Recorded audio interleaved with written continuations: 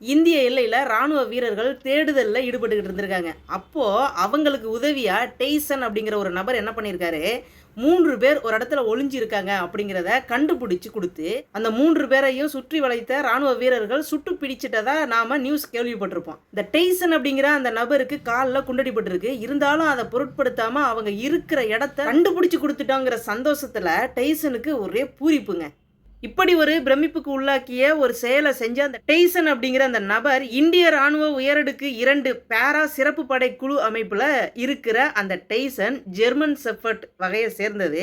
ஒரு 3 பேர் இருக்கிற இடத்த கண்டுபிடிக்கிறதுக்கு இந்த டெய்சன் எவ்வளவு பெரிய முயற்சியை எடுத்து அவனுடைய உயிரை கூட மதிக்காம அவன் அந்த இடத்துல போய் அவங்கள காட்டி கொடுத்துருக்கான் அப்படின்னா நிச்சயமா அவன் தாங்க மிகச்சிறந்த ஒரு படைத்தலைவன். நம்மளோட எதிரிங்க இருக்கிற இடத்துக்கு தனியாக போகிறதுக்கே பயமாக இருக்கும்.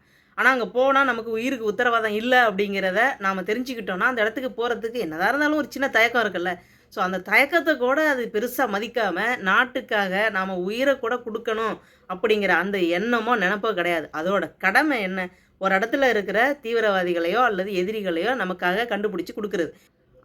அதோட கடமையை, அதுக்கு கொடுத்துருக்கிற வேலையை சிறப்பாக எந்த ஒரு ஒளிவு மறைவும் இல்லாமல் செஞ்சு கொடுத்துருக்கு. அப்படின்னா டெய்சன் செய்த சிறப்பான அந்த ஒரு செயலை நம்ம காணொளி பதிவின் மூலமாக உங்களிடம் கொண்டு வந்து சேர்க்க வேண்டியது என்னுடைய கடமை இல்லையா?